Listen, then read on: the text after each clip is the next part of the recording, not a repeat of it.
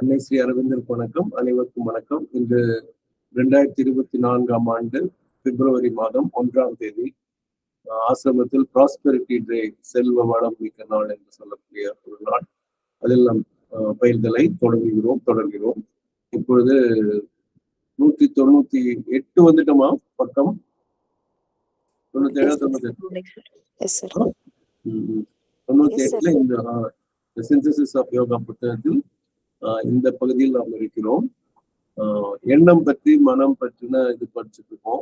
அதுல இது பார்க்கிறோம். The moral striver is also the individual. Self-discipline not under the yoke of an outer law, but in obedience to an internal light, is essentially an individual effort. அப்போ the moral striverனா இந்த ஸ்ட்ரைவிங்கிறது நேற்று பார்த்தோம். ஸ்ட்ரைவிங்னா ரொம்ப கடுமையாக உழைப்பது.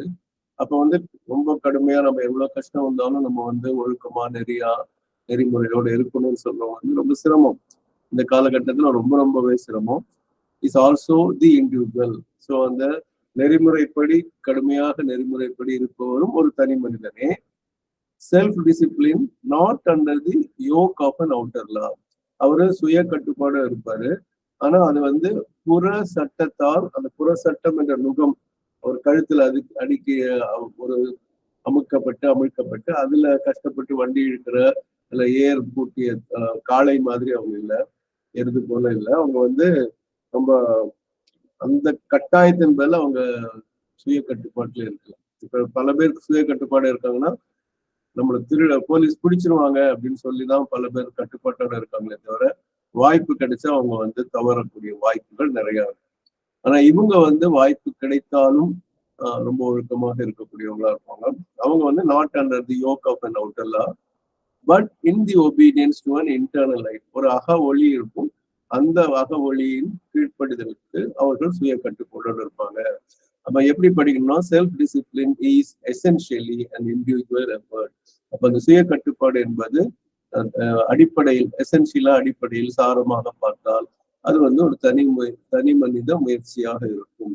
இது சுய கட்டுப்பாடுங்கிறது குழு கட்டுப்பாடு கிடையாது, சுய கட்டுப்பாடு. என்னை நானே இருந்தேன். அதான் நான் நேற்று கூட சொல்லியிருப்பேன்னு நினைக்கிறேன். இந்த பட்டுக்கோட்டை கல்யாண சுந்தரம் அவருடைய திருடாதை பாப்பா திருடாதை பாட்டுல பார்த்தீங்கன்னா, திட்டம் போட்டு திருடுற கூட்டம் திருடிக்கொண்டே இருக்கும், அதை சட்டம் போட்டு தடுக்கிற கூட்டம் தடுத்து கொண்டே இருக்கும், திருடனா பார்த்து திருந்தனா ஒழிய திருட்டை ஒழிக்க முடியாது. இது திருட்டுக்கு மேல நீங்க எந்த தவறான செயல், எந்த சட்டத்தால் தண்டிக்கப்படக்கூடிய செயல் அது வேணா நம்ம போட்டோம்னா அந்த செல்ஃப் டிசிப்ளின்னா, திருடனா பார்த்து திருந்துறது செல்ஃப் டிசிப்ளின். அவனா பார்த்து சரி நம்ம இனிமே திருடக்கூடாது, நேர்மையா இருக்கணும் அப்படின்னு சொல்றதுதான் செல்ஃப் டிசிப்ளின். சரிங்களா? அந்த சென்டென்ஸ் திருப்பி படிக்கிறேன். The moral striver is also the individual. Self-discipline not under the yoke of an outer law, but in obedience to an internal light, is essentially an individual effort. அடுத்த sentence தொடர்றதுனால நான் தமிழ் படிக்க சொல்ல, அடுத்த sentence படிச்சிடறேன். அடுத்த 2 sentence அப்படி இருக்கும். பட்ன்னு போகும்போது அந்த கருத்து மாறுபடுது. ஆண்டுன்னு சொல்லும்போது அந்த கருத்து தொடருதுன்னு ஞாபகம் வச்சுக்கிறது. எந்த இதுல நம்ம படிச்சாலும் சரி, இங்கிலீஷ்ல எது படிச்சாலும் சரி, அல்லது ஸ்ரீ அரவிந்தர் முக்கியமான பட்டும் போது அப்படி அந்த கருத்துல இருந்து அப்படி மாறுபடுறாங்க. ஆண்டுன்னு சொல்லும்போது அந்த முந்தின கருத்தை அப்படி கண்டினியூ பண்றாங்க, அதுக்கு சேர்ந்த விஷயத்த சொல்றாங்க. கன்ஜங்ஷன் சொல்லுவாங்க. But by positing his personal standard as the translation of an absolute moral ideal, the thinker imposes it not on himself alone, but on all the individuals whom his thought can reach and penetrate. So, positing his personal standard. Positingனா பொசிஷன்ங்கிற பொருள் வரும். ஒரு இடத்துல இப்போ ஒரு book நம்ம ஒரு அல்மாரில வச்சோம்னா அது விழாம கொள்ளாம நிறுத்தி வைக்கணும்ல, அதுக்கும் பொசிட்டிங் சொல்லுவாங்க. பொசிஷன்ங்கிற வார்த்தையில இருந்து நம்ம அதை எடுத்துக்கலாம். இன்னொன்னு இந்த லாஜிக்கல் டிபேட்ஸ்ல எல்லாம் வரும்போது, நான் இந்த கருத்தின் அடிப்படையில அத்வைதம் நான் சொல்றேன்னா இதனாலதான் இது அத்வைதம் சொல்றேன்னு சொல்லி அதுக்குரிய கருத்துக்கள் சொன்னா அது பேரும் பாசிட்டிவ் சொல்லுவாங்க. அப்ப துவைதம் பத்தி சொன்னா இல்ல இப்படிதான் துவைதம் இருக்குன்னு சொல்லி அதாவது அந்த எந்த கருத்தின் அடிப்படையில் நீங்க தர்க்கம் புரிகிறீர்கள்ங்கிறக்கும் பாசிட்டிவ் சொல்லுவாங்க. இந்த இடத்துல பர்சனல் ஸ்டாண்டர்ட் அப்படிங்கிறது அவர் தன்னுடைய ஒழுக்கம், தன்னுடைய தரம், தன்னுடைய நிலை அப்படிங்கிறத அவர் நிலை நிறுத்துறார். As the translation of an absolute moral ideal. அப்ப இதுதான் வந்து முழுமையான ஒழுக்க எடுத்துக்காட்டான ஒரு நிலை அப்படின்னு சொன்னா, அதை வந்து அவங்க மொழிபெயர்க்கிறதுன்னு அப்படியே டிரான்ஸ்லேட் அதை வந்து வாழ்வில் கொண்டு வருகிறார்கள், வாழ்வில் நிலைநிறுத்துகிறார்கள். என அவருடைய பர்சனல் ஸ்டாண்டர்ட், தன்னுடைய தனிப்பட்ட ஒரு நிலை, உயர்நிலை அப்படின்னு வச்சுக்கலாம். இந்த திங்கர் இம்போசஸ் இட். இதுல என்னன்னா, தனக்கு நான் ஒழுக்கமா இருக்கேன், நான் போய் சொல்லாம இருக்கேன், நான் திருடாம இருக்கேன், பிறன்மனை நோக்காம இருக்கேன் அப்படின்னு எல்லாம் சொல்லும்போது நான் என்ன பண்றேன், அதை வந்து மற்றவர்கள் மேல் கட்டாயப்படுத்தலன்னு சொல்லுவேன், மற்றவர்கள் மேல் திணிக்கின்றேன்னு சொல்றேன். Not on himself alone imposes it. On ஹிம்செல்ஃப்ங்கிறது நான் தான் அதை பிடிச்ச சரிப்பா நம்ம ஒழுங்கா இருப்போம் அப்படின்னு சொல்றது ஒரு பக்கம். பட் ஆல் தி இண்டிவிஜுவல்ஸ், எல்லா தனி மனிதர்களுடையும் எது யாரெல்லாம் அவங்க whom his thought can reach, அவனுடைய எண்ணங்கள் யாரெல்லாம், எண்ணம் போய் சேருதுன்னு என்ன இருக்கும், அந்த மாதிரி புத்தகம் படிச்சும் சேரலாம், அல்லது அவர் பேச்சை கேட்டும் சேரலாம், எப்படி வேணா ரீச் பண்ணலாம். Or individuals whom he can reach, he can பெனிட்ரேட்னா அவரால் ஊடுருவ முடியும், அவரால் அதை அவர்கள் மற்றவர்கள் மேல் தாக்கம் செலுத்த முடியும். இப்ப சிலதெல்லாம் நீங்க பார்த்துருப்பீங்க, சில ஒரு சாமியார்கள் கோட்ஸ்ல போடுறான், அவரோட உண்மையானவங்கன்னு சொல்ல முடியாது, அவங்க வந்து ஜெனோசைடுங்கிற மாதிரி சில நேரங்கள்ல அவங்க சீடர்களுக்கெல்லாம் சைனைடோ ஏதோ ஒரு விஷயம் குடிச்சு நம்ம எல்லாம் முக்தி பெற்றலாம் குடிங்க அப்படின்னு சொல்லும் போது அதுவும் வந்து அவரை வந்து ரீச் பண்ணி பெனிட்ரேட் பண்ணி உயிரை எடுத்துறாருங்கிற மாதிரி அது நெகட்டிவா போகும். இந்த இடத்துல வந்து பாசிட்டிவாக தோணும், ஆனா மற்றவங்க மேல அவர் திணிக்கிறாருங்கிறது போடுறாங்க. பட் பை போசிட்டிங் அங்க வந்து இண்டிவிஜுவல் எஃபர்ட், அவனா திருந்திட்டா அந்த திருடன் திருந்திட்டா பரவாயில்ல, ஆனா இவர் என்ன பண்ணாரு, எல்லாருமே அப்படி இருக்கணும் அப்படின்னு சொன்னாங்க. இப்போ எடுத்துக்காட்டா அது வந்து சரியா தவறாக ஆர்குமெண்ட் போல, இப்ப புலால் வந்து மறுத்தல் அப்படின்னு ஒண்ணு இருக்கும்.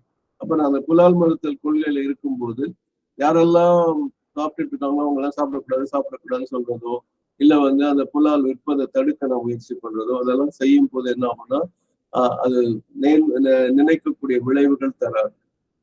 ஏன்னா அவங்களா எனக்கு புலால் சாப்பிட வேண்டாம், இல்ல எனக்கு புலால் ஒத்துக்காது, இல்ல ஏதோ ஒரு காரணமா நிறுத்தினா அது வேற. ஆனா இது சாப்பிட்டா உனக்கு பாவம் வரும், சாப்பிட்டா இது வரும் அது வரும்னு சொல்லி ஒரு கொண்டு போறது வந்து இந்த மாதிரி அது மற்றவங்க மேல எல்லாம் திணிக்க முயற்சி செய்யும்போது சிக்கல் வரலாம்.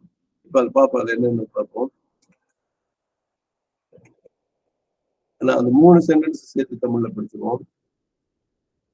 And as the mass of individuals come more and more to accept it in idea, if only in an imperfect practice or no practice, society is also compelled to obey the new orientation. So as the and வந்து அப்ப அந்த இது தொடருது, அவர் அடுத்த மேல மற்றவங்க மேல திணிக்கிறார். அப்ப என்ன ஆகும்னா, the mass of individuals come more and more to accept it in idea. அப்போ ஒரு கருத்தளவில் அந்த தனி மனித திரள், அந்த மாசு திரள் வந்து ஏற்றுக்கொள்ளும் போது, if only in a imperfect practice, அதாவது அவங்க சொன்ன மாதிரியே இல்லாம, சரிப்பா நான் வந்து முட்டை மட்டும் சாப்பிட்டுக்கிறேன்ப்பா, புலால் மரத்தில் நான் வேடிக்கை சொன்னதுனால முட்டை மட்டும் சாப்பிட்டுக்கிறேன்னு சொல்றது, இல்ல மீன் மட்டும் சாப்பிட்டுக்கிறேன். இப்போ கல்கத்தால எல்லாம் நம்ம கேள்விப்பட்டிருக்கோம். அப்ப இம்பர்ஃபெக்ட் பிராக்டிஸ், சுத்தமா வீகான்னா விஜிஏஎன் அப்படின்னு ஒண்ணு இருக்கும், அது தமிழ்ல சொன்னா நனி சைவம் சொல்லுவாங்க. அது விலங்கு பொருட்கள் எந்த வடிவில் இருந்தாலும் அவங்க எடுத்துக்க மாட்டாங்க. எடுத்துக்கிட்டா பால், தயிர், வெண்ணெய், மோர் அதுவோ அல்லது தேன், அது கூட பூச்சியில இருந்து வருதுன்னு சொல்லி அதுவும் எடுத்துக்கிறது. அவங்க வந்து வெறும்னே இது மாதிரி தாவரம் இது மட்டும்தான் அவங்க சாப்பிடுவாங்க. சைவ உணவுனா அது நன்னி சைவம் சொல்லுவாங்க. அது வந்து ரொம்ப உச்சகட்டமா சொல்லலாம். ஆனா இங்க வந்து இம்பர்ஃபெக்ட் பிரச்சனை அதுல கொஞ்சம், அதுக்குதான் இங்கிலீஷ்ல வந்து நம்ம எல்லாம் பால் சாப்பிட்டு பால் பொருட்கள் சாப்பிட்டு சொன்னா நம்ம லாக்டோ வெஜிடேரியன் சொல்லுவோம். முட்டை சாப்பிட்டா ஓவோ வெஜிடேரியன், ஓவோ லாக்டோ வெஜிடேரியன். ஓவோனா முட்டை, லாக்டோனா பால். அது பாலும் முட்டையும் சாப்பிடக்கூடிய வெஜிடேரியன். ஃபிஷ்ஷுக்குன்னு சொல்லலாம். இந்த மாதிரி அதுல சின்ன சின்ன சில இந்த கறிகள்லாம் சாப்பிட மாட்டோம்னு சொல்லி.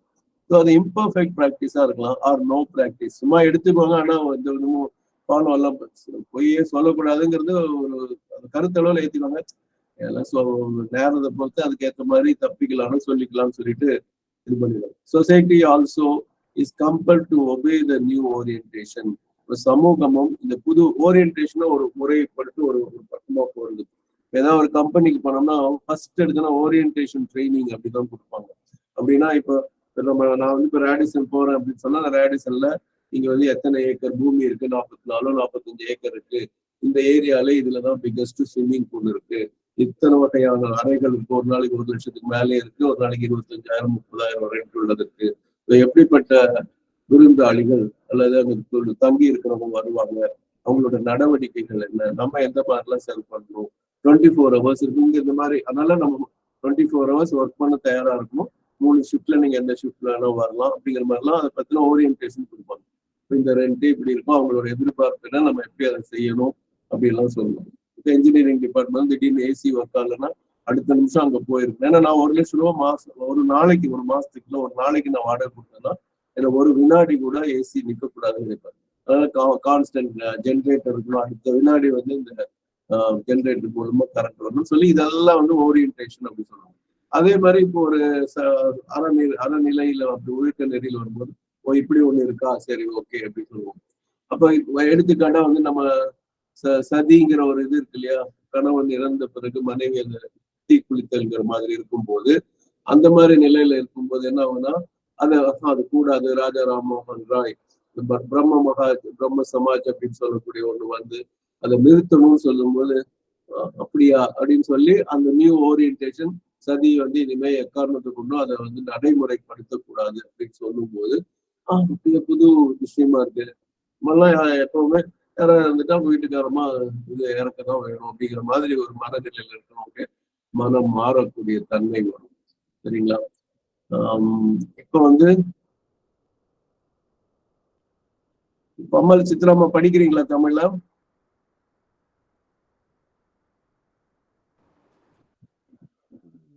சத்தம் கேட்கலாம். இத்தகைய உரிய அறநெறி அதன் சாரத்தில் தனி மனிதனின் தரத்தை சார்ந்ததாகத்தான் இருக்கும். மனித திரளின் மனம் படைப்பாக இருக்காது. சிந்திப்பவன் தனி மனிதன் தான். மனித திரளின் அடிமனத்திலேயே ஆழ்ந்து இருந்துவிடக் கூடியவற்றை வெளியே கொண்டு வந்து அவற்றுக்கு வடிவளிப்பவனும் அவனே. அறநெறியை நாடுபவனும் தனி மனிதனே. புற விதிகளை சுமத்துவதால் அல்லாமல் அக ஒளிக்கும் கட்டுப்படுவனாகிய சுய ஒழுக்கம் முக்கியமாகத்தான் தனி மனிதனின் சொந்த முயற்சியால் வருவதாகும். ஆனால் சிந்தனையாளன் தனது சொந்த நிதிகளை இதுவே அனைவருக்கும் பொருந்தும் லட்சிய அறநெறியாகும் என்று கருதும் போது அவன் தன் மீது மட்டுமல்லாமல் அந்த கருத்து எவற்றை எல்லாம் எட்டி ஊடுருவ முடிகிறதோ அந்த எல்லா நபர்களின் மீதும் சுமத்துகிறான். அந்த கருத்தை ஓரளவுக்கு நடைமுறையில் அல்லது நடைமுறையில் இல்லாவிட்டாலும் கருத்தளவில் மட்டுமாவது பல தனி நபர்கள் மென்மேலும் ஏற்றுக்கொள்ளும் போது அந்த புது நோக்கிற்கு கட்டுப்பட வேண்டிய கட்டாயம் சமூகத்துக்கு ஏற்படுகிறது. நன்றி. Thanks sir.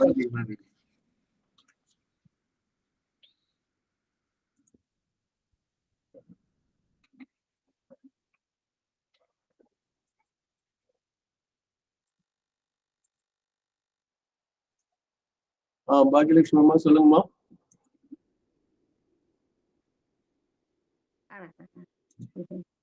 பாக்கியலட்சுமி அம்மா கை எடுத்துங்க, சொல்லுங்கம்மா. சார் வணக்கம் சார். அதான் சொன்னீங்க இல்லைங்க சார், அந்த சுய கட்டுப்பாடு அந்த இது விதிக்கிறது பத்திங்க கேக்குதுங்களாங்க சார்? நல்லா கேக்குது. சொல்லுங்க. அப்ப இன்னைக்கு தான் ஒரு இது ஒண்ணு அனுப்பிச்சுட்டு இருந்தாங்க சார். அப்ப அது ஒண்ணு சீக்கிரம் சொல்லிடுங்க சார். ஒண்ணும் பிரச்சனை இல்ல, தாராளமா சொல்லுங்க. அவங்க மகா பெரியவா பாத்தீங்கன்னா 1 வாரம் சாப்பிடவே இல்லைங்களாமா. ஒரு பால் கூட குடிக்கல, அன்னாகாரம் எதுவும் எடுத்துக்கல. ஆனா நித்திய கடமைகள் அந்த பூஜை பண்றது, தரிசனம் கொடுக்கறது, மத்தவங்களுக்கு என்னென்ன ஆர்டர் அது சொல்றது எல்லாம் பண்ணிட்டு இருந்தாங்களா. 1 வாரம் ஒண்ணுமே இது பண்ணலங்க. எல்லாரும் சேர்ந்து போய் கேக்குறாங்க. சரி நாங்க ஏதாவது தவறு பண்ணிட்டோமா, சொன்னீங்கன்னா திருத்திக்கிறோம். அதுக்கு அப்படி சாப்பிடாத இருக்கிறீங்களே அப்படின்னு கேட்கும் பொழுது சொன்னாருங்களாமா. அதாவது அதெல்லாம் இல்ல. அதாவது வந்து இப்ப சாமிக்கு நெய்வேத்தியம் பண்ணும்பொழுது எல்லாம் அந்த வடை, பாயாசம், சித்திரானங்கள் எல்லாம் வச்சு படைப்பாங்க. அதாவது வச்சு பண்றது. அப்ப வந்து அத வந்து அத இவங்க கண்ணால பார்த்துட்டு அப்படி ஏதாவது சொல்லுங்களா. அதான் கோலதனம், திரிதன்யம், தத்தியன்னம், பாயாசம், மாபூசபம் அப்படின்னு ஏதாவது சொல்றதுங்களாமா. அப்ப அந்த மாதிரி அப்படி சொல்லும் பொழுது பெரியவாவுடைய அந்த தொண்டைக்குழியில அந்த இது ஏறி இறங்கிச்சுங்களாம். சொன்னாராம், இந்த மாதிரி எனக்கு நாக்குல எச்ச ஊறுச்சு இது எல்லாம் சொல்லும் பொழுது, அப்ப நாக்குக்கு அடிமையாயிட்டோம். அவள வளர விட்டுட்டோமே அப்படின்னு எனக்கு நான் கட்டுப்பாடு வீச்சுக்கிட்டேன். ஒரு வாரம் இதே சாப்பிடக்கூடாது அப்படின்ட்டு அப்படிங்களாங்க சார். அது நீங்க சொல்லங்காட்டி அது சுய கட்டுப்பாடு அதுக்கு ஞாபகம் வந்து சொன்னேங்க. இதுல என்னன்னு கேட்டீங்கன்னா, அது வந்து துறவியோட சுய கட்டுப்பாடு. அவர் வந்து அந்த கட்டுப்பாடு வந்து இல்லறத்துல இருக்கிறவங்க கிட்ட நம்ம சொல்ல முடியாது. அது அது அது ரொம்ப முக்கியம். ஏன்னா அது வந்து இல்லற அறம்னு சொல்லணும், துறவர அறம் ரெண்டா பிரிக்கணும். அது வந்து துறவர அறத்துல வரும். ஏன்னா அவர் வந்து ஒரு பிடி அவல் தான் சாப்பிடுறதா சொல்லுவாங்க. கேட்டிருக்கீங்க இல்லையா? எப்பவுமே அவர் சாப்பிடுறது வந்து ஒரு பிடி அவல்ல ஏதோ தண்ணி திருத்த தயிரோ ஏதோ ஒன்று பாலோ கொஞ்சம் வெள்ளம் போட்டு ஏதோ ரொம்ப குறைவு. அவர் பாத்தீங்கன்னா உடம்பே பாத்தீங்கன்னா பெருசாவே இருக்காது. எப்பவுமே அவர் குண்டாக நீங்க யாருமே பார்த்திருக்க மாட்டீங்க. அந்த மாதிரி ஒரு ஏன்னா அவர் அந்த அளவுக்கு உணவு கட்டுப்பாடோட இருந்த ஒரு வேலையா இரு வேலையா இருந்தா ரொம்ப கட்டுப்பாடோட இருந்தவர் நான் கேள்விப்பட்டிருக்கேன். அப்போ அதுல அந்த ஒரு ஆசை நாக்குக்கு சுவை பட்டு அந்த எச்சில் பட்டோம்னா அடடா நம்ம இன்னும் வந்து சுவைக்கு அடிமையா இருக்கமே சொல்லிட்டு அவங்க சுய கட்டுப்பாட ஒரு வாரம் தண்டிக்கிற மாதிரி வச்சுக்கலாம், இல்ல தன்னை மேம்படுத்துவதற்காக ஏற்பட்ட ஒரு முயற்சின்னு சொல்லுவோம். ஆனால் அது தனி. இப்ப அதே விஷயத்த அவர் எல்லார் மேலேயும் திணிக்கல. இந்த சென்டென்ஸ்க்கும் அதுக்கும் இருக்கிற பொருத்தத்தை கவனிங்க. நீங்க யாரும் ஒரு வாரம் விரதம் இருக்கணும்னு அவர் சொல்லல. புரியுதுங்களா? அந்த இது கொஞ்சம் வித்தியாசம். இப்ப நான் என்னன்னா இப்ப ஏதோ ஒரு புது கருத்து வருது, ஒண்ணு வேண்டாம் நம்ம இதுலயே எடுத்துக்கோமே. ஒரு இது வந்து சில பேருக்கு வந்து கொஞ்சம் மனம் ஏத்துக்குவாங்களான்னு தெரியல. நம்ம குரூப்பே இருக்கு. இப்ப வந்து ஸ்ரீ அரவிந்தர் நிறைய பேர் நம்ம குரூப்ல இருக்கிறவங்க பகவான் பகவான் பகவான் பகவான் சொல்லி பழகிட்டாங்க. இப்ப நம்ம யாராவது ஸ்ரீ அரவிந்தர் சொன்னா என்ன ஒரு அவரை ஸ்ரீ அரவிந்தர் சில பேர் நம்ம தமிழங்க என்ன ஸ்ரீயை விட்டுட்டு அரவிந்தர் அரவிந்தர்னே சொல்லிட்டு இருப்பாங்க. அப்போ வந்து இது தப்பு மாதிரி எல்லாம் தோண தொடங்கும். என்ன நம்ம எல்லாரும் பகவான் சொல்லும்போது இவர் மட்டும் இப்படி சொல்றாரு அப்படி தோணும். அப்புறம் வந்துட்டு அது ஒரு கட்டாயமா அது ஒரு முறை. இதுதான் வந்துட்டு ஒரு ஒழுக்கம் மாதிரி. இது வந்து வெறும் பேரளவில் நான் சொல்றேன். நான் சில பேர் இப்போ இவரை கடலூர் சீனிவாசனை கேட்டா சொல்லுவார்னு நினைக்கிறவர் இருக்காருல்ல இன்னைக்கு இருக்காரு. அங்க வந்து இவரு சுந்தரராஜன் சார் வந்து பேசும்போது அம்மா மதரை பத்தி எல்லாம் சொல்லுவா. அவன் அப்படிதான் செய்வா, அவன் நம்ம கேட்டா கொடுப்பா அப்படிங்கிற மாதிரி அவள் இவள்ங்கிற மாதிரி ஒருமையில பேசுவாங்க. அந்த நம்ம அபிராமி பட்டர் மாதிரி சொல்லடி அபிராமிங்கிற மாதிரி சொல்லுவாப்புல. ஆனா சில பேர் கேட்கும் போது ஒரு மாதிரி மதுரை போய் அவன் இவங்கிறாங்களே அப்படின்னு தோணும். அது ஒரு உரிமையில சொல்றது. ஆனா அதை வந்து பொதுமைப்படுத்தவும் கூடாது. எல்லாருமே இனிமே மதுரை அவ இவன் தான் சொல்லணும்னா பொதுமைப்படுத்த முடியாது. இல்ல சுந்தரராஜன் சார் இல்ல நீங்க அப்படி சொல்றது தப்புங்க, அவங்களை வந்து ஒரு பன்மையில தான் அழைக்கணும், மரியாதையா சொல்லணும்னு சொல்ல முடியாது.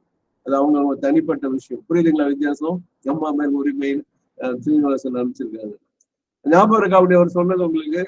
அவர் எப்ப கூட்டத்துல அவர் தனியா பேசினாலும் சரி, கூட்டத்துல பேசினாலும் சரி, அந்த மாதிரிதான் அவர் பேசி நான் கேட்டிருக்கேன். ரொம்ப கேட்கறதும் ஷாக்கிங்கா இருக்கும். சொல்லுங்க ஸ்ரீனிவாசன். பசுமையாக இருக்கிறது அது அப்படிதான் பேசுவாரு. அதை நாங்க ஏத்துக்கிட்டோம். கொஞ்சம் கஷ்டமா தான் இருந்தது, அது ஏத்துக்கிட்டோம். அவ்வளவுதான். அது ஒரு பக்கம் நம்ம ஏத்துக்கிறது. ரெண்டாவது அவர் அப்படிதான் பேசுவாங்கிற மாதிரிதான் அந்த ஒரு முறை, அவருடைய முறை அது ஏற்றுக்கொள்ளக்கூடிய ஒரு விஷயம். ஆனா ஒரு சிலருக்கு அது நான் சொல்லி இந்த மாதிரி ஒவ்வொன்றும் ஒரு இது. இப்போ ஒண்ணு இல்லை மதர் போட்டோன்னா அந்த போட்டோ வந்து பாத்தீங்கன்னா நல்லா கவனிச்சு பாருங்க. திருப்பதி பெருமாளும் அந்த தாயாரும் நம்ம போட்டோம்னா அது இந்த பக்கம், அதாவது நம்ம படத்தை அங்கிருந்து பார்த்தோம்னா இடது பக்கம் இதுல சொன்னோம்னா வலப்பக்கம் தாயாரும் இடப்பக்கம் பெருமாளும் இருக்கிற மாதிரி இருக்கும். அதே மாதிரிதான் நம்ம அன்னை அரவிந்தரும் வச்சிருப்போம். ஆனா அது நேர்மாறா வந்து சிவன் பார்வதியும் நம்ம வச்சிருப்போம். ஆனா இது ஒரு முறை மாறி சொல்லுவோம். எப்பாவது அது மாறி இருந்துச்சுன்னா அது இப்படி இருக்கக்கூடாது, இப்படி இருக்கணும் அப்படிங்கிற மாதிரிலாம் நம்ம அதெல்லாம் ஒரு டெக்னிக்கா ஒரு இதா கொண்டு வருவோம், சிஸ்டமா கொண்டு வருவோம். அதெல்லாம் வந்து அறநெறியில இப்படி இப்ப நான் இந்த மாதம் 21 பிறந்த நாள் வந்து கண்டிப்பா ஆசிரம் போகணும் அப்படிங்கிற மாதிரிலாம் நம்ம அதை ஒவ்வொன்றா சிஸ்டமா அதுதான் மதம் சொல்லுவாங்க. ரொம்ப மெக்கானிக்கலா ஆயிடுச்சுன்னா அது வந்து அதுதான் மதம் ஆயிடுச்சுன்னா அப்புறம் அதுல பிரயோஜனமே இல்லை. இப்ப போன்ஜூர் அப்படின்னு பிரெஞ்சுல சொன்னாலும் சரி, குட் மார்னிங் சொன்னாலும் சரி, வணக்கம்னு சொன்னாலும் சரி, அந்த உணர்வோட சொன்னாதான் அது உயிர் இருக்கும் அப்படின்னு தான் அவங்க சொல்லுவாங்க. சரிங்களா? சரி, இப்ப தமிழ்லயே அதை படிச்சுட்டோம். அடுத்த சென்டென்ஸ் நம்ம போலாம். It absorbs the ideative influence and tries, not with any striking success, to mold its institutions into new forms touched by these higher ideals. But always its instinct is to translate them into binding law, into pattern forms, into mechanic custom, into an external social compulsion upon its living units.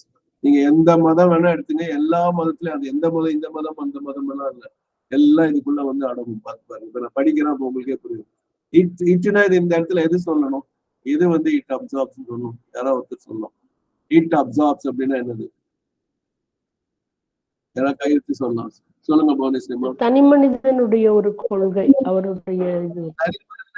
அதுல he தானே வந்துக்கணும், தனி மனிதனா he தானே சொல்லியிருப்பாரு சுயரவிந்தர். Sir அவருடைய தாட்டை கொண்டு வந்து சேர்க்கிறாருல்ல. இல்ல, இந்த இடத்துல சொசைட்டின்னு இருக்கும்.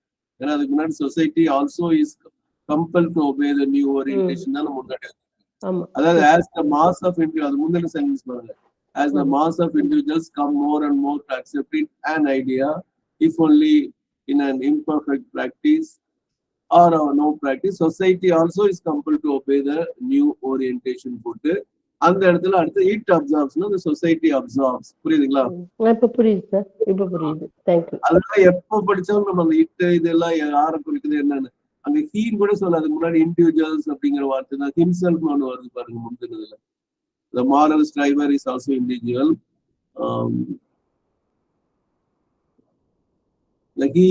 It is he who calls out and throws into form that which would அப்படிங்கிற திங்கர் போது ஹீங்கிற வார்த்தையை படிக்கிற சொல்றாரா இல்லையா? இல்லைங்களாமா? ஆமாங்க சார். ஆமா ஆமா. அதனால இந்த இடத்துல இட்டுன்னு சொல்லும் போது ஹீன் தானே சொல்லிருப்பான் ஒரு தனி மனிதனா இருந்தா. ஆமாங்க சார். his thought வருது, அப்புறம் அந்த இடத்துல whom his thought can reach and penetrate வருது. ஆமா sir. It absorbs the ideative influence. அப்ப அந்த கருத்துடைய தாக்கத்தை அது உள் வாங்கிக் கொள்கிறது. and tries, அது அடுத்த வார்த்தைக்கு போற, to mold its institutions into new forms touched by these higher ideals. அப்போ இந்த புது, இப்ப நான் சொன்ன மாதிரி சதி வந்து இனிமே இந்தியாவில் இருக்கக்கூடாது அப்படின்னு பிரம்ம சமாஜ் கொள்ளும் போது அந்த நியூ ஃபார்ம் வந்து கணவன் இருந்தால் மனைவி வந்து கண்டிப்பாக அந்த சிதையில் குதிக்க வேண்டியது இல்லை அப்படிங்கும்போது அது புது உருவமா மாறும். டச்ட் பை திஸ், ஏன்னா அது வந்து அது எந்த விதத்திலயும் அவங்கள உயிரை வாங்குறதுக்கு யாருக்குமே உயிர் அது கிடையாது அப்படிங்கிற ஒரு இதுல சொல்லணும். அப்போ நாட் வித் எனி ஸ்ட்ரைக்கிங், ஆனா not with any striking success அதுல நடந்துருச்சு. ஏன்னா அப்ப வந்து பிரிட்டிஷ் ஆட்சியும் இருந்துட்டு இருந்துச்சு அப்ப அந்த காலகட்டம் வேற. ஆனா வெறும் இந்தியா மட்டும் இருந்ததுன்னா அது என்ன இருக்கும் நமக்கு தெரியாது. ஆனா மற்றதெல்லாம் நான் சொல்லும் போது இன்னும் not with any striking success போது பல விஷயங்கள் வந்து உண்மையா இருக்கணும். இப்ப இவங்க பாக்யலட்சுமி அம்மா பெரியவா பத்தி சொன்னாங்க, நல்லா கவனிச்சீங்கன்னா அவர் 2 விதத்தை வலியுறுத்திட்டு இருந்தாரு. ஒண்ணு வந்து வரதட்சணை வாங்கக்கூடாதுங்க, இன்னொன்னு பட்டு கட்டக்கூடாதுங்க. பட்டுனா அந்த புழுவெல்லாம் கொதிக்கிற தண்ணியில போட்டு அதுல இருந்து ஒரு நூறுல எடுக்கிறதா பட்டு, அதனால அது வந்து ஒரு வன்முறைக்கு இடம் கொடுக்குது, ஒரு இதாகுது, வயலன்ஸ் அப்படிங்கிறது. அஹிம்சை இல்ல, அஹிம்சை பட்டுன்னு ஒண்ணு இருக்கு, இது ஹிம்சை பட்டுன்னு சொல்லி அதை இது பண்ணிட்டு இருந்தாரு. ஆனா எத்தனை பேர் கேட்டாங்கன்னு யோசிச்சீங்க? அவர்கிட்ட போனவங்க எல்லாம் பட்டு சீலை கட்டிட்டு தானே போயிருக்காங்க மேக்சிமம். அம்மாவா இல்ல யாராவது சொல்லலாம் அவர் காலகட்டத்துல யோசிச்சு சொல்லுங்க புவனேஸ்வரி. ஆமாங்க சார். பட்டு வந்து தீட்டுக்கு அப்பாற்பட்டது, அதாவது மடி ஆச்சாரம்னு கொண்டாடுறாங்க. மனசுல பெரியவாளை ஏத்துக்கிட்டா கூட அந்த கொள்கையை அவங்களால ஏத்துக்க முடியல. அவர் தெய்வமா மதிச்சிருப்பாங்க, ஆனா போகும்போது பட்டு கட்டிட்டே தான் போவாங்க. இப்ப சில நேரங்கள்ல பெரியார் மாதிரியும் காந்தி மாதிரியும் இருக்கிறவங்க என்ன பண்ணுவாங்கன்னா, இப்ப இன்னைக்கு கதர் கட்டாட்டி நான் உனக்கு கையெழுத்தே போட மாட்டேங்கிற ரூல் எல்லாம் கொண்டு வந்துருந்தாங்க. ஞாபகம் இருக்கும்னு நினைக்கிறோம். பெரியாரா இதை பண்ண அப்படின்னு கையெழுத்து முதல்ல காசு கொடு அப்பதான் கையெழுத்து போடுவேன். ஏன்னா அவர் வந்து கலெக்ஷனே அப்படிதான் பண்ணாரு. அது மாதிரி கொள்கை அளவுலயோ பணம் வசூல் அளவு இவரும் பணம் வாங்குவாரு.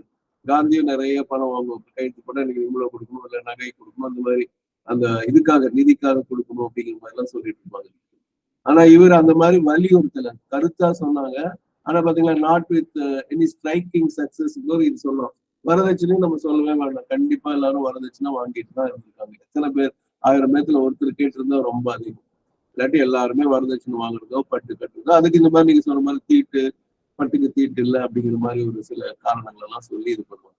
ஸோ அப்ப not with any striking ideative concept போது பட்டு உடுத்தக்கூடாதுங்கிற ஒரு கருத்து, அதை வந்து புழுவை இது பண்றது வந்து வரதட்சணை அந்த பெண் பெற்றவருக்கு ரொம்ப தொல்லை கொடுக்குறோங்கிறதெல்லாம் பண்ணாத அவசியம் இல்லை அப்படின்னு சொல்லுங்க புவனேஸ்வரி.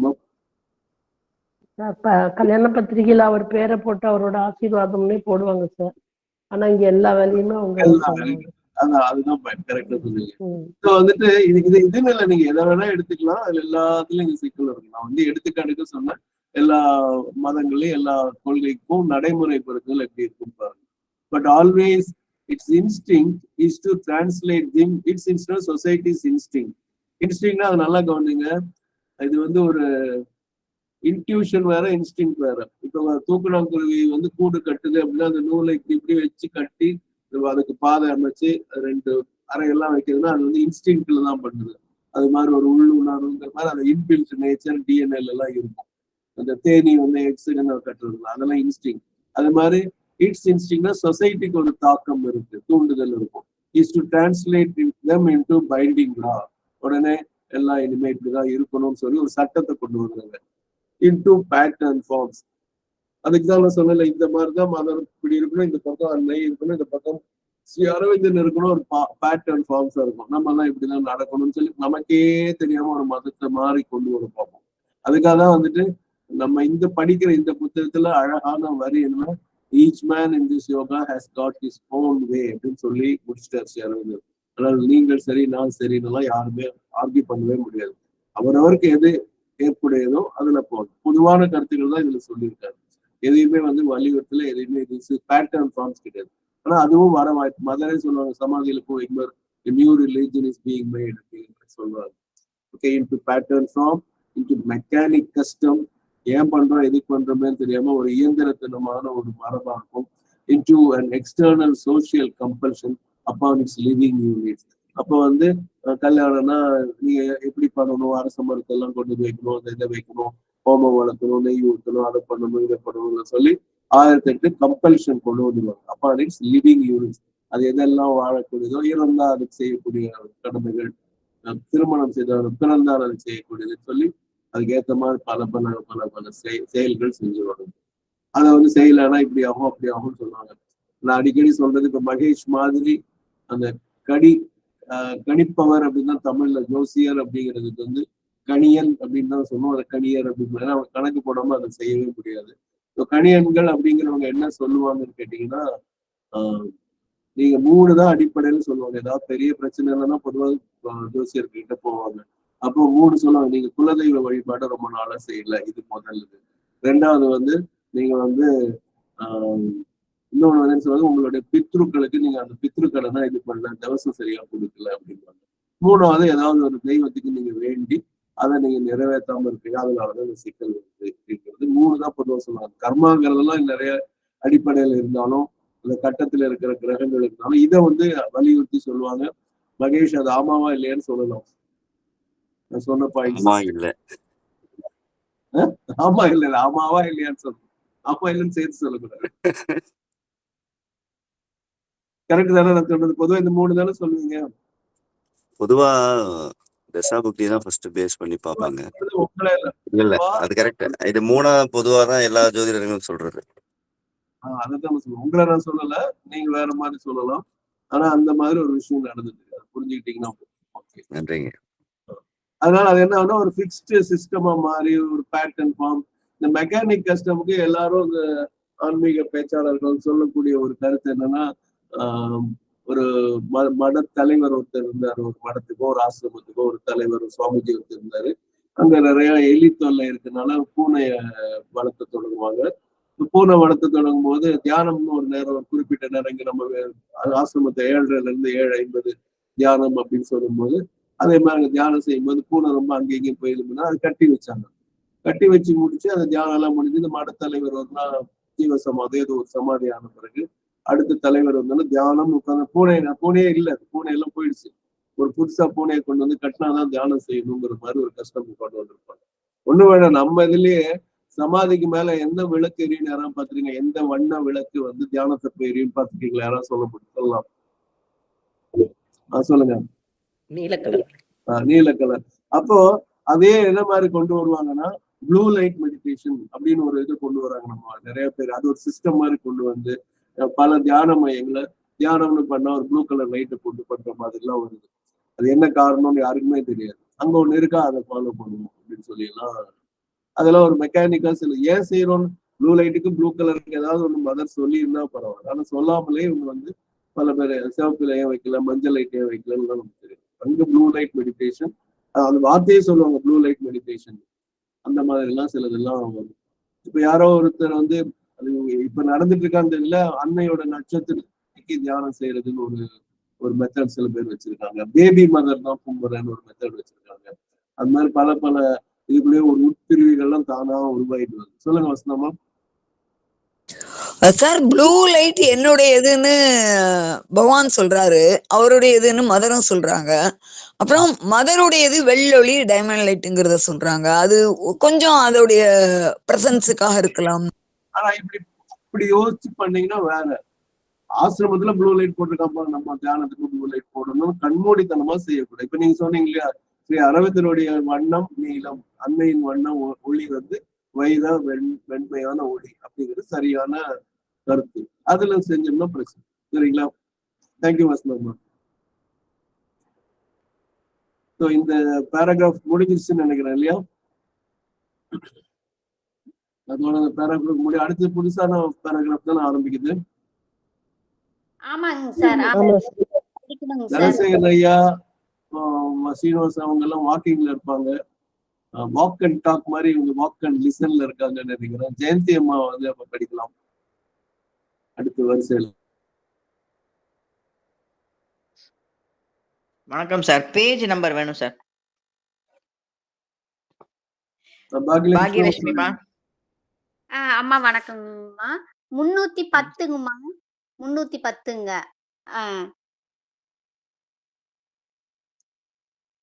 எதுல இருந்து எங்க இருந்து? 6வது லைன்ல தொடங்குங்க, மேல இருந்து கீழே. இந்த உயரிய லட்சியங்களின் தாக்கம் அப்படி வருதுங்க. 6 மேல இருந்து 6வது லைனுங்க. இந்த உயரிய லட்சியங்களின் தாக்கம் அந்த பேராகிராஃப் முடியற வரைக்குங்கம்மா. Okay okay, thank you thank you. இந்த உயரிய லட்சியங்களின் தாக்கம் சமூகத்தை ஊடுருவுகிறது. அவற்றின் தாக்கத்தால் சமூகம் தன் அமைப்புகளுக்கு புது வடிவம் கொடுக்க முயல்கிறது. ஆனால் இதில் சமூகம் அவ்வளவு வெற்றி அடைவதில்லை. அந்த லட்சியங்களை இறுகிய சட்டங்களாகவும் கட்டுக்கோப்பான வடிவங்களாகவும் இயந்திரத்தன்மையான வழக்கங்களாகவும் தன் உயிருள்ள பாகங்களான தனி மனிதரின் மீது வலிய சுமத்தப்படும் புற சமூக விதிகளாகவும் மாற்றுவதையே சமூகம் எப்போதும் இயல்பாக நாடுகிறது. நன்றிங்கம்மா. நம்ம அடுத்த புது பத்திக்கு போனோம்.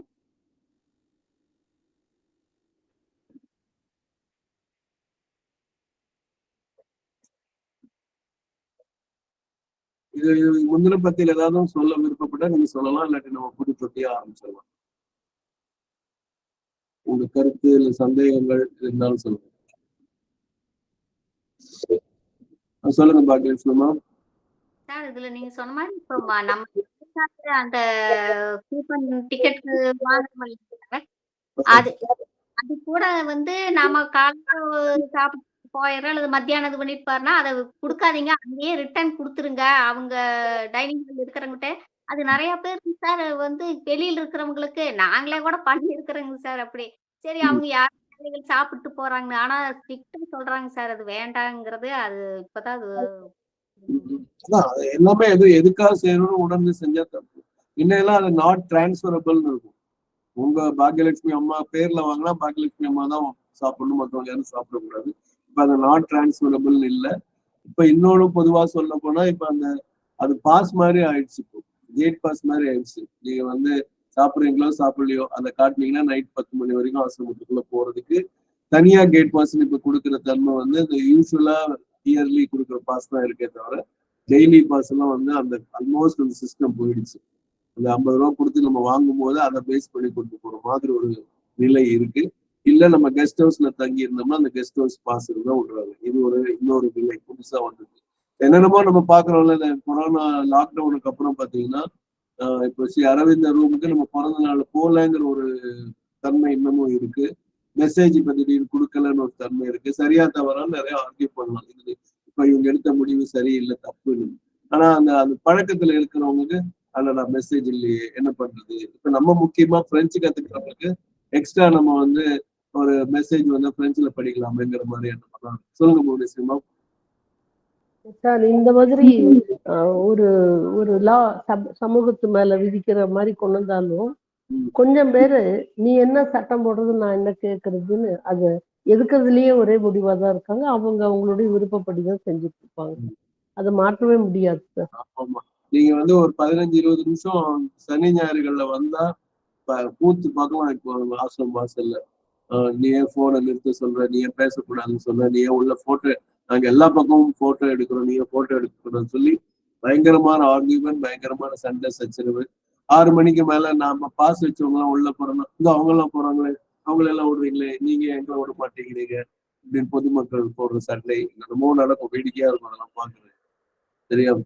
சரி, நம்ம இப்ப அடுத்த சென்டென்ஸ் போலாம். சும்மா சொல்லிட்டீங்க. Okay. For long after the individual has become partially free, a moral organism capable of conscious growth, aware of an inward life, eager for spiritual progress. Society continues to be external in its methods, material and economic organism, mechanical, more intent upon status and self-preservation than on growth and self-perfection. இதுல வந்து ஒரு பெரிய உண்மை வந்து பொதிந்து வைத்திருக்கிறான்னு சொல்லலாம். இதோட நம்ம இந்த சென்டென்ஸோட நம்ம இன்னைக்கு நிறுத்த வேண்டி வரும்னு நினைக்கிறேன். நாளைக்கு நம்ம தொடரலாம். அது என்னன்னா, long after the individual has become partially free. அதாவது அந்த தனி மனிதன், அந்த இதுல ஒரே ஒரு இது, நீங்க வசந்தாமா உட்பட யாரை பார்த்தாலும் சரி, ஒரு இடத்துல திங்கர் சொல்லிட்டு அப்புறம் மாரல் ஸ்ட்ரைவர் இஸ் ஆல்சோன்னு சொல்லும்போது மாரல் ஸ்ட்ரைவர் வேற, திங்கர் வேற மாதிரி இருக்கு. ஆனா அடுத்த சென்டென்ஸ்லயே திங்கர் இம்போசஸ் சொல்றாரு. அப்ப moral striver is equal to thinker மாதிரி இருக்கு. அது என்னன்றது கொஞ்சம் யோசிச்சு சொல்லுங்க வசந்தாமா. இது 2 டிஃபரெண்ட் பீப்புளா இல்ல 2 பேரும் ஒண்ணா? நீங்க யார் வேணும்னு சொல்லலாம். வசந்தமா தனியா நான் கேட்கிறேன், மற்றவங்களும் யோசிக்கலாம். அந்த மாதிரி ஒரு சென்டென்ஸ் முன்னாடி வந்திருக்கு. இப்பவே சொல்ல வேணாம், நான் ஒரு நாள் பூரா நீங்க பார்த்துட்டு சொல்ல நான் அப்புறம் டாக்டர் ஜெகநாத் அவர்கிட்டையும் கேட்கிறேன். சரிங்களா? அடுத்தது, long after the individual has become partially free. இப்ப எப்பவுமே சமூக கட்டுப்பாட்டுக்குள்ள அடங்கி இருக்கிற அந்த தனி மனிதன் ஓரளவுக்கு சுதந்திரமாகி ரொம்ப காலத்துக்கு பிறகு a moral organism capable of conscious growth. இப்போ மார்கல் ஆர்கனிசம் அப்படின்னு சொல்றது ஒரு ஜீவன் மாதிரி தான் நம்ம பொதுவா சொல்லுவோம். இப்ப அது வந்து பூச்சியா இருக்கலாம், இல்லாட்டி ஒரு விலங்கா இருக்கலாம், எது வேணா இருக்கலாம். அது ஆர்கானிசம் தான் நம்ம சொல்லுவோம். இங்க மார்கல் ஆர்கானிசம் அப்படின்னு சொன்னா ஒரு இயல்பா ஒரு அற தொகுப்பு மாதிரி சொல்லலாம். இது என்ன தமிழ்ல ஒரு போட்டிருக்காருன்னு பார்த்து சொல்றேன். அப்போ மார்கல் organism capable of conscious growth. அது அப்போ ஆர்கானிசம் அப்படின்னு சொன்னா ஆர்கனும் உறுப்புகளுடைய ஒன்றுங்கிற, உறுப்பினர்கள் கொண்டது, உறுப்புகள் கொண்டது. அப்ப கேப்பபிள் ஆஃப் கான்சியஸ் க்ரோத். அப்ப அது தானாக ஒரு உணர்வுள்ள வளர்ச்சி கொண்டிருக்கும். இது first. Aware of an inward life, ஒரு அக வாழ்வு இருக்கும் என்பது அதை உணரும். ஈகர் ஃபார் ஸ்பிரிச்சுவல் ப்ரோக்ரஸ், அது ஆன்மீக வளர்ச்சிக்கு ரொம்ப ஆர்வம் வரும். இது ஒரு பக்கம். இது வந்து அந்த மாரல் ஆர்கனிசம்னா இண்டிவிஜுவல் வந்து ஒரு pharma, because long after the individual has become partially free a moral organism. அப்போ ஒரு அற தொகுப்பாக இருக்கக்கூடிய ஒரு அற ஜீவன் வந்து உணர்வுள்ள வளர்ச்சி, அந்த அகவாழ்வை பற்றிய விழிப்புணர்வு, அப்புறம் ஆன்மீக முன்னேற்றத்துக்குண்டான ஒரு ஆர்வம் எல்லாம் ஒரு பக்கம் இருக்கும். ஆனா சமூகம் என்ன பண்ணணும்னு கேட்டீங்கன்னா, அது இதெல்லாம் வந்து கவலைப்படாது. அது என்ன பண்ணும், continues to be external in its method. அது எப்பவுமே இது அகம் நம்ம சொன்னா இங்க புறம் தான் இருக்கும். எக்ஸ்டர்னல் இன் இட்ஸ் மெத்தட்ஸ், அதோடைய முறைகள்ல எப்பவுமே புறத்தை சார்ந்துதான் இருக்கும். Material organism and economic organism, அப்போ பொருள் சார்ந்த ஒரு உறுப்பாகவும் ஒரு உயிரின ஒரு இயக்கமாகவும் சொல்லலாம். எக்கனாமிக் ஆர்கனைசேஷன் பொருளாதாரம் சார்ந்ததா இருக்கும். இப்ப ஏதாவது மெட்ரோல நீங்க சென்னையில இருக்கிற மெட்ரோல போகணும்னா அதுக்குன்னு ஒரு எக்கனாமிக் ஆர்கன் டிக்கெட் இவ்வளோ, இங்க இருந்து இங்க போகணும், அப்போ குறுக்கு எல்லாம் போனா இறங்கி அதுல மாத்தி அப்படி போகணுங்கிற மாதிரிலாம் இருக்கிறது வந்து எக்கனாமிக் ஆர்கனைசேஷன். அந்த வண்டி இப்போ சென்னையில நீங்க கேள்விப்பட்டிருக்கீங்களான்னு தெரியல, ஓட்டுநர் இல்லாத மெட்ரோ இருக்கு தெரியுங்களா? ஓட்டுநரே இல்லாம அது போகுது. அந்த மாதிரி ஒரு மெட்டீரியல் ஆர்கானிசமாவும் அது இருக்கு. ரொம்ப நல்லா சிறப்பா போயிட்டு இருக்கு, நேரப்படி போகுது, சுத்தம் உண்மையிலே நல்லாவே இருக்குன்னு சொல்லலாம். எத்தனை பேர் போயிருக்கீங்க? எல்லாரும் உங்களுடைய கருத்து சொல்லலாம். அது ஒரு மெக்கானிக்கல் ஆர்கானிசமா எக்ஸ்டர்னலா இருக்கு. நம்ம ஒரு இடத்துல இருந்து இன்னொருத்தர் எடுத்து போறது. பல பேர் பெரும் பணக்காரர்கள் கார்லயே போகக்கூடியவங்க, கார்ல மீனம்பாக்கம் போய் நம்ம வந்து ஏர்போர்ட் போய் சேர முடியாதுங்கிறதுனால வீட்டுக்கு பக்கத்துல எது மெட்ரோவோ அந்த மெட்ரோல ஏறி மீனம்பாக்கத்துல போறாங்க. அவங்களாம் மெட்ரோ பப்ளிக் டிரான்ஸ்போர்ட் பயன்படுத்த தயங்குறவங்க. ஏன்னா அந்த அளவுக்கு டிராபிக் ஜாம் ஆகி நைட்டை மிஸ் பண்ணிடுவோம். ஆனா மெட்ரோல போனா கன்ஃபார்ம்னா டிராபிக் ஜாம் ஆகாது, போய் சேர்ந்துடலாம்னு சொல்லி போறவங்க எல்லாம் இருக்காங்க. சொல்லுங்க ராமலட்சுமி மேம். ஆமா சார், இப்ப மெட்ரோ யூசேஜ் வந்து பப்ளிக் கிட்ட ரொம்ப நிறையவே இருக்கு. இன்ஃபேக்ட் இந்த டைம் பீக் ஹவர்ஸ்ல எல்லாம் பார்த்தா பயங்கர கிரௌடு. இப்ப நிறைய வேலை மெட்ரோ ஒர்க் நடந்துட்டு இருக்கிறதுனால people are preferring metros. Even எனக்கு ஒரு ஆச்சரியம் என்னன்னா, பஸ்ல நான் போகும்போது பார்த்தா பஸ்ல கிரௌடே இல்லை, அந்த அளவுக்கு மெட்ரோ யூஸ் பண்ண ஆரம்பிச்சு. பஸ்ல கூட்டம் இல்லாத அளவுக்கு ஆயிடுச்சு. ஏன்னா 2-3 நிமிஷம் ஏசி ஃபுல்லா இருக்கிறதுனால, க்ளோஸ்டா இருக்கனால பொல்யூஷன் இது பண்ணல, டிராபிக் ஜாம் கிடையாது, ஒரு குறிப்பிட்ட நேரம் வேகம் எல்லாமே அதுல இருக்கு. சீக்கிரம் போகணும் அப்படின்னு சொன்னா கன்ஃபார்ம் தான் மெட்ரோ. அந்த மாதிரி ஒரு மெக்கானிக்கல் ஆர்கானிசம், எக்கனாமிக் பணமும் இருக்கு. இப்ப லேட்டஸ்டா நான் பாக்குறேன், QR கோடு வச்சு கூட நம்ம டிக்கெட் வாங்கலாம் அப்படின்னு சொல்லி வருது. லேட்டஸ்ட் வாட்ஸ்அப்ல இருந்து டைரக்டா டிக்கெட் வாங்கிடலாம், அந்த மாதிரி ஒரு இது இருக்கு. இப்போ பஸ்லயும் அந்த மாதிரி QR கோடு வருதுன்னு. யாராவது கோகுலத்தில் சீதைன்னு ஒரு படம் பாத்தீங்கன்னா தெரியல, கடைசி சீன்ல பெரும் பணக்காரனா வரக்கூடிய கதாநாயகர் கார்த்திக் வந்து கதாநாயகி வந்து பஸ்ல போற மாதிரி இருக்கும். முதல்ல பஸ்ல ஏறான், வாழ்க்கையிலே போறதுனால பஸ்ல ஏறாத மாதிரி. பர்ஸ் வேற எடுத்துட்டு வர மாட்டோம், டிக்கெட் அப்படின்னு கணக்கு இருக்கும். கிரெடிட் கார்டு எடுத்துட்டு வருவோம், கிரெடிட் கார்டு அப்படின்னு பார்க்கல அப்படின்னு பார்க்கல கண்டக்டர். அப்போ அவனுக்கு அப்புறம் இந்த குஷன் எல்லாம் இப்படி இருக்கே அப்படிங்கிற மாதிரி எல்லாம் சொல்லுவாங்க. பணக்காரனுடைய அந்த எக்கனாமிக் ஆர்கனிசம் பார்க்கும்போது ஒரு ரியாக்ஷன் எல்லாம் ரொம்ப வேடிக்கை. இப்போ வந்து QR கோடை வந்து பயன்படுத்தலாம்னு சொல்லி பஸ்ல எல்லாத்துக்கும் அதெல்லாம் கொடுக்க ஆரம்பிச்சிட்டாரு. ஸோ ஆல்மோஸ்ட் QR கோட்ல தான் டிக்கெட் வாங்கணுங்கிற மாதிரி கூட வரலாம். என்ன இப்படி அந்த மாதிரி மாற்றங்கள்லாம் வந்துச்சு. ஸோ மெட்டீரியல் ஆர்கானிசம், எக்கனாமி, இதை பத்தி நிறைய பேசலாம். நான் இதோட நிறுத்திக்கிறேன்.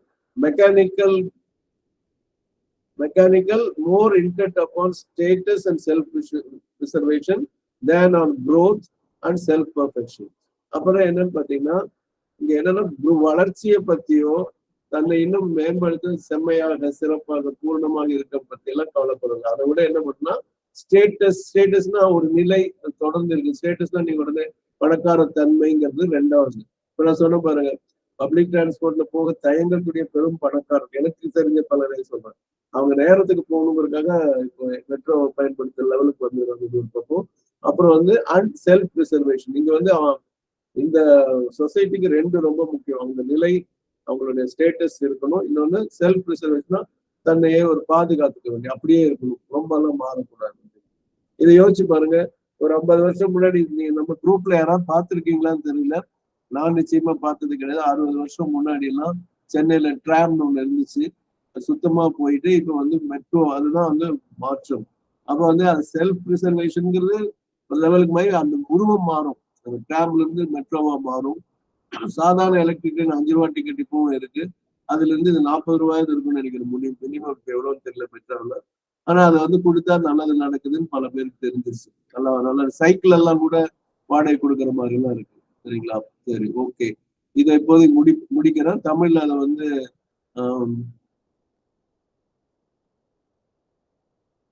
கண்மலர் அம்மா கிட்ட இருக்கிறத மகேஷ் நீங்க படிக்கணும், படிக்கலாம். யார் 2ல யாராவது சீக்கிரம் படிங்க. 6 போகுது.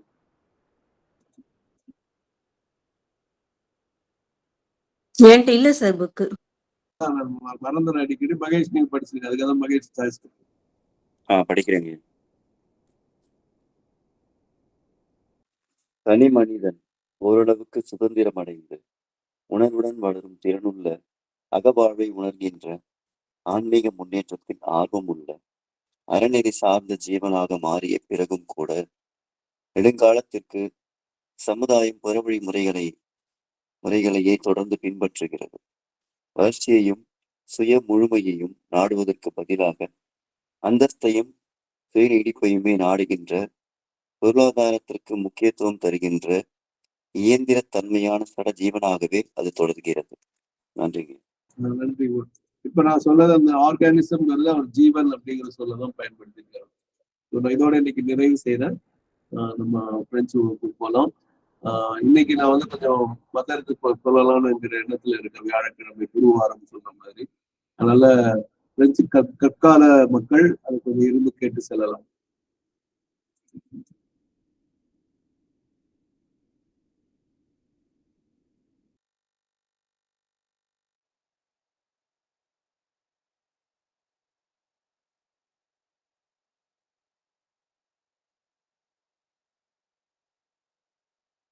ஸ்ரீ அரவிந்தருக்கு நன்றி வணக்கம். அனைவருக்கும் நன்றி வணக்கம்.